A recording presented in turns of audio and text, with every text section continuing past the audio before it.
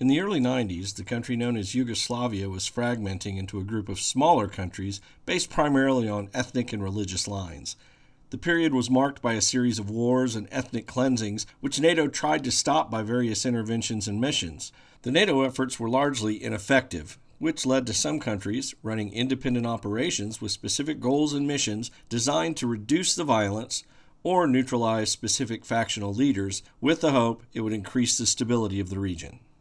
As a member of the armed forces, I found myself leading a team into one of the new countries for just such a mission.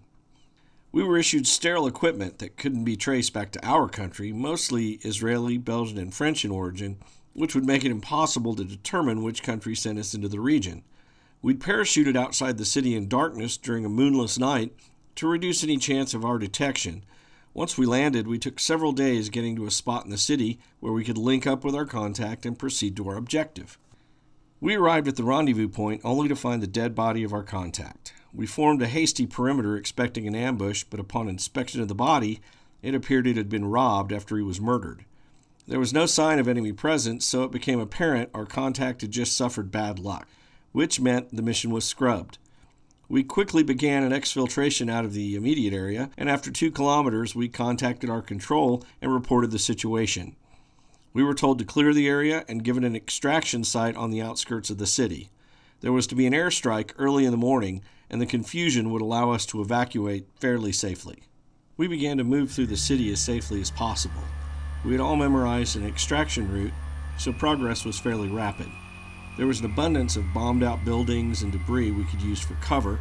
There were numerous groups of homeless refugees huddling around campfires, but they preferred to ignore us. The light from their fires ruined their night vision, which meant if they saw us, we would look like a group of scavengers moving about searching for food or valuables. There were some armed bands of soldiers patrolling, but it was easy to stay clear of them as they were mostly interested in looting the ruins and stealing from the refugees.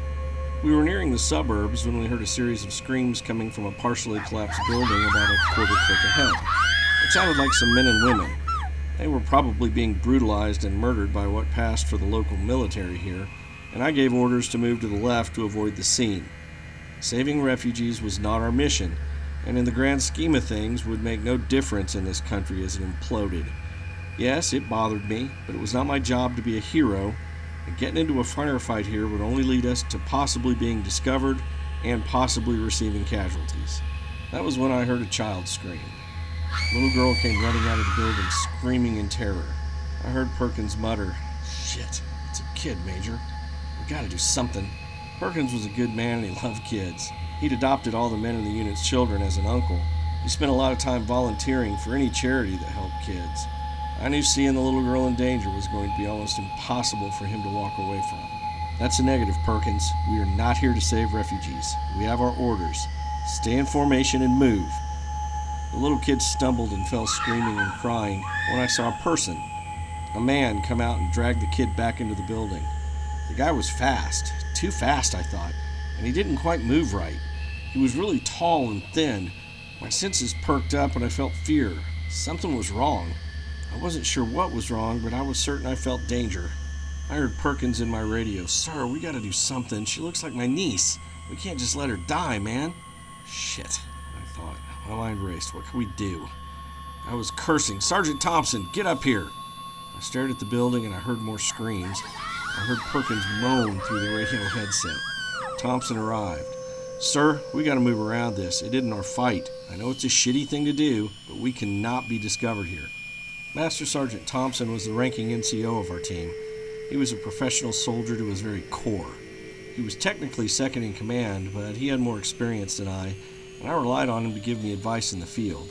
He had said his last comment over the net so everyone heard it. He was trying to give me an out. He was willing to be the bad guy in this situation and take the heat for it from the men. I looked at my master sergeant, heard another scream. "Perkins, get up here now!" "Sergeant, you take charge of the men and get them out of here. Perkins and I will be right behind you." Master Sergeant Thompson began to object. "Sir, we cannot just leave you behind. You have to let this go." I began stripping off my backpack and gear as Perkins arrived. He dropped his gear and I turned to the Master Sergeant. "Get out of here now. Get them into the extraction point. We will be right behind you." Sergeant Thompson made eye contact with me, shook his head and smiled. "See you at the extraction point, sir." The master sergeant signaled the men to follow him, and he moved off to my left to go around the scene unfolding in the building before us. Perkins and I began to work our way towards an opening in the wall from which we could hear the screams of pain emanating.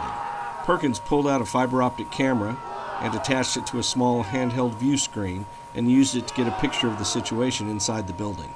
We saw several bodies in a bloody heap on the floor and two men standing over a group of terrified people in the corner. The men looked exceptionally tall and thin, with long dirty hair hanging almost to the middle of their back. Their hands were very delicate, with very long fingers and nails. Their arms and legs also seemed to be too long for their bodies. The hands reached to their knees. There was an overwhelming sense of just wrongness when you looked at these men. It was hard to explain, but something about them just seemed off. One reached down and grabbed a man by the head with one hand and lifted him off the floor.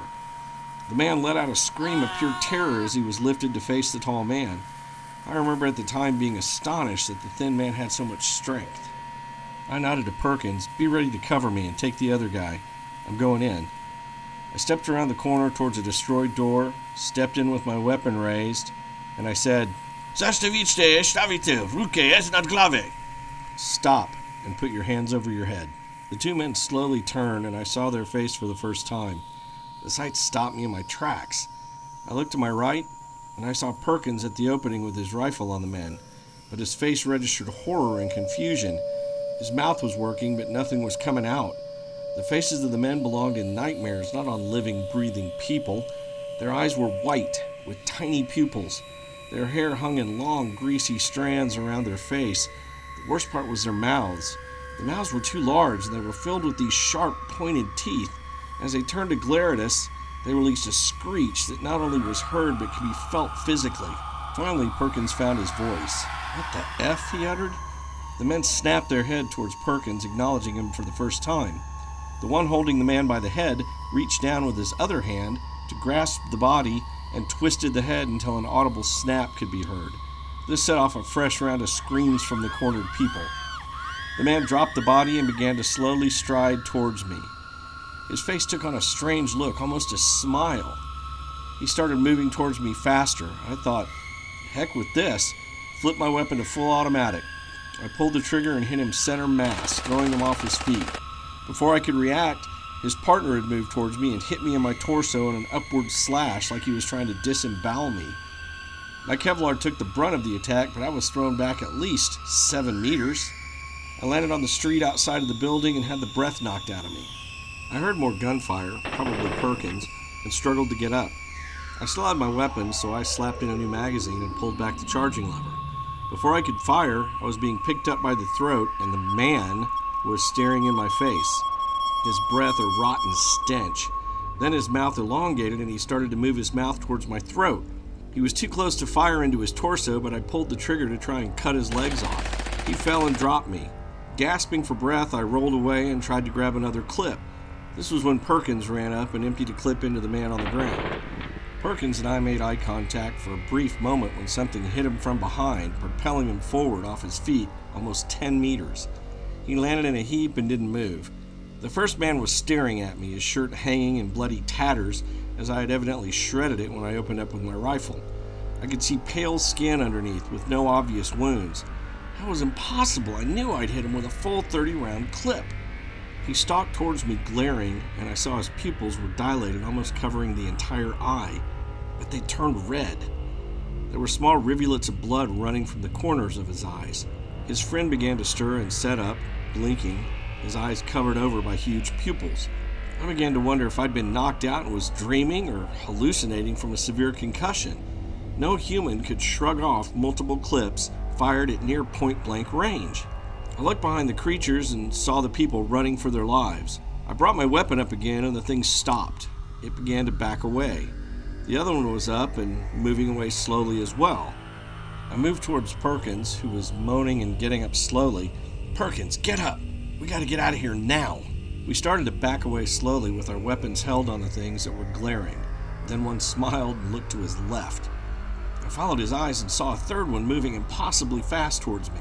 Perkins and I both turned to fire, which was distraction enough, and the others rushed at us. Before we could react, a massive wall of fire opened up from their right, and they were immolated and fired from the rest of my team. The other one saw this and tried to run, but was hit by rifle fire and a 40mm grenade. Master Sergeant Thompson ran up to me.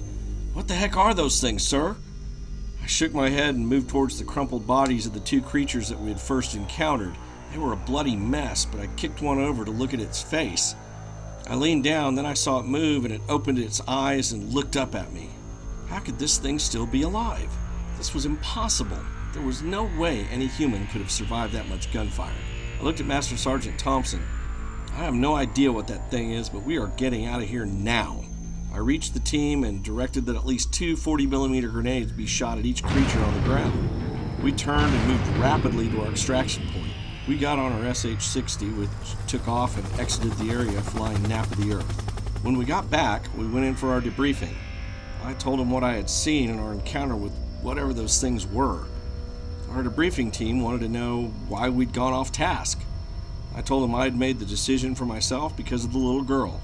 I just couldn't stand back and let her be brutalized and murdered. When I told them about the things we'd encountered, they looked incredulous. "You must have been hit on the head, Major. You had to be hallucinating."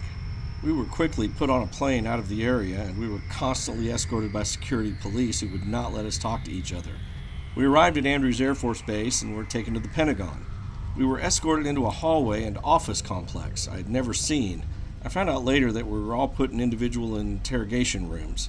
I was questioned for almost 18 hours and given ample time to recant what I had experienced, but I stuck to my story and kept relating the same facts over and over again. Finally, 2 men I didn't recognize came into my interrogation room. "Major, you have a pretty fantastic story. You do understand why we don't believe you. Who would believe a story like that?" They stared a few minutes until I said, "I know what I saw."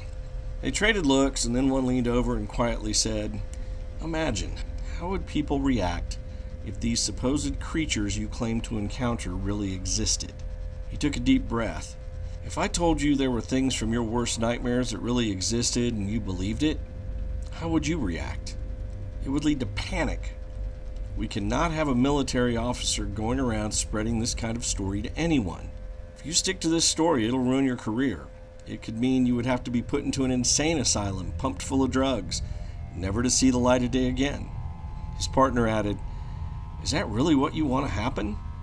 "Of course not. You suffered a concussion. You were hallucinating and your mind made the whole thing up. Getting off task will be ignored.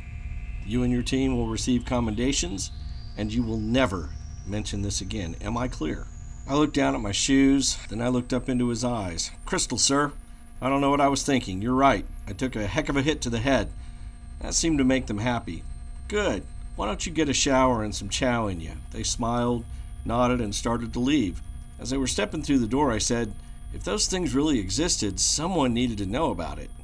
The first man stopped, turned to me, and smiled. "Who says they don't?" Epilogue. I'm still haunted by that encounter.